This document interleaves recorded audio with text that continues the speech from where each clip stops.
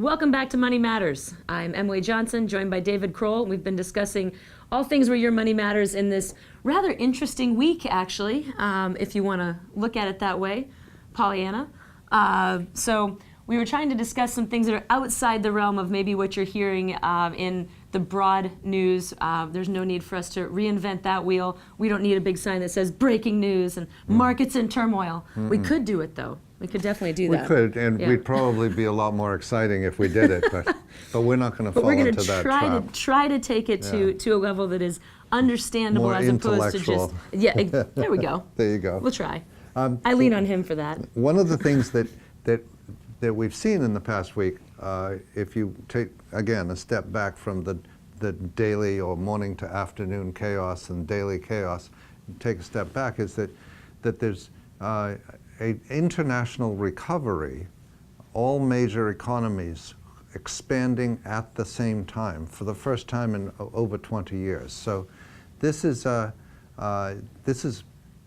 very interesting phenomenon. The major economies are all in an expansion mode. They're all growing at the same time. There's a global recovery of developed economies going at the same time. There's an unwinding of the enormous influence that the equivalent of the Federal Reserve, that the central banks have had in each of the economies since the Great Recession. So they're all stepping back. They're all selling their bond positions or stopping their stimulus programs. They're basically unwinding their stimulus. Back to the whole, they're tapering off. They're tapering off, right. But what that actually means is that in the face of all the signs that inflation is in fact coming, we haven't seen actual inflation for the most part, but all the signs are there that it's coming. In the face of that, and in the face of looking over your shoulder, if you're the United States, looking over your shoulder and seeing that Europe is growing, or if you're Europe looking over your shoulder and seeing that the United States is growing, I mean, everybody's on the edge of their seats ready for this long growth pattern. What we've been saying, I hope clearly over the last year, because we're right on the money in terms of our predictions. I mean, Kramer could learn a whole lot from us. Is that a better economy doesn't necessarily mean a better stock market. So we've been scratching our heads, Emily and I, saying, God, the record stock market, you got to be careful here because you know, the economy and the stock market don't necessarily travel together. And what we've just seen is, with the economy starting to improve globally, the stock market's going to take some hits because interest rates are going to go up, which means that companies will be borrowing at higher rates, which means profits will be harder to come by. I hand it to you. There's lots of impacts in this.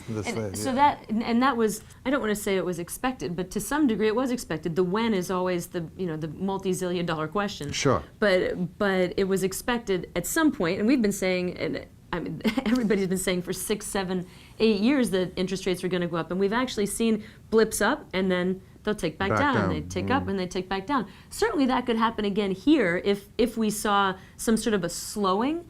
But all the indicators are that everything is healthy.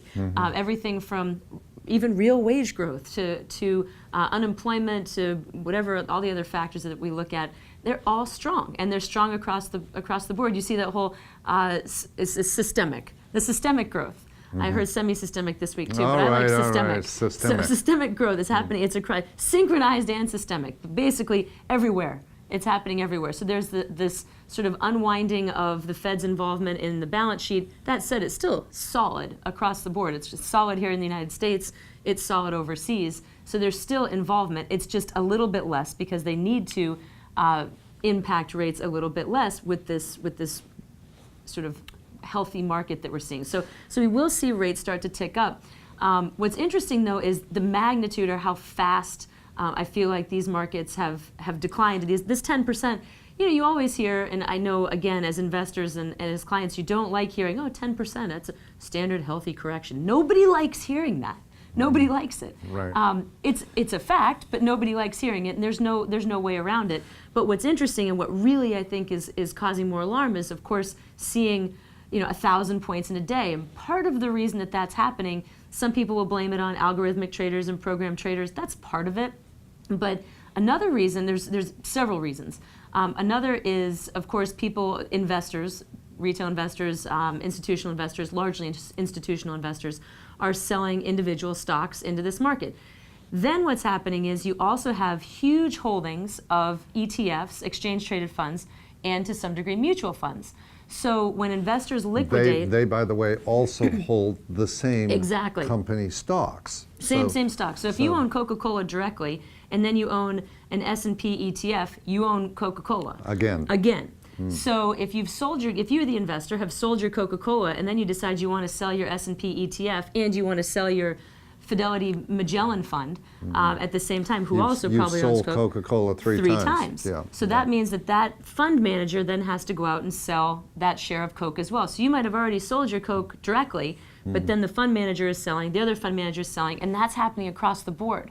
So you're seeing this unwinding of, and there was a fear that this could happen actually with the massive growth in funds, in exchange-traded funds specifically over the last several years and the popularity of them.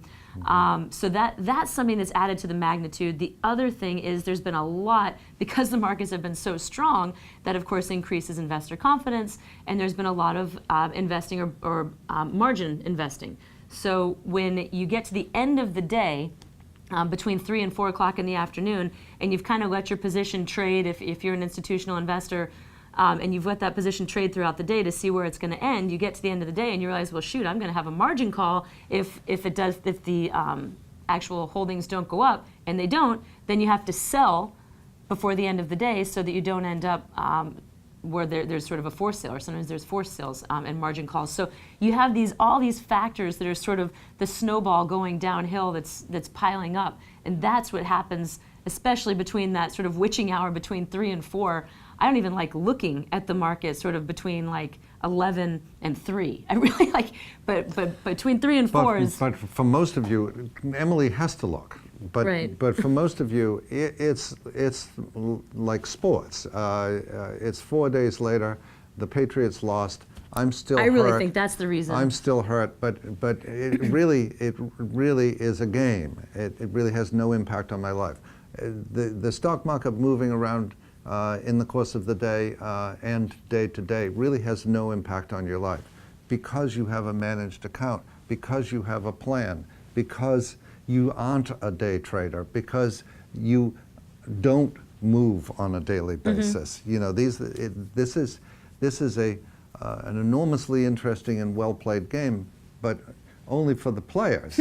You know, you got to be one of the players. You're not one of the players. You're in, whether you like it or not, you're in for the longer haul. You're invested, and it's going to take a lot for you to get uninvested. I was invested when, in 2009, the market hit 8,000. I'm invested today, and the market's at nearly 24,000. That's a 300% gain.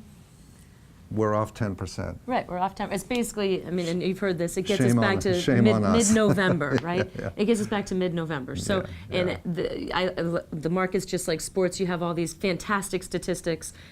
My favorite one that I heard recently is that when you have a 10% correction like this, that at this speed, that it usually takes approximately 4 months to come back from that. So we'll wait and see if that one holds true. Right. And again, in sports, when a team goes on a run, in basketball you see that phenomenon. When a team goes on a run, they start clicking. They may run 14, 15, 16 points to 2 points on the other side. A run can go in the other direction. So we're seeing a bit of that. The market is ultimately a stable place. Right. So assess your plan. That's the most important thing. Use this opportunity to assess your plan. Don't need wholesale changes, but assess your plan. So that's our message for the week. Hopefully this has been helpful. Please stick with us and come back in future weeks for more Money Matters. Have a wonderful week.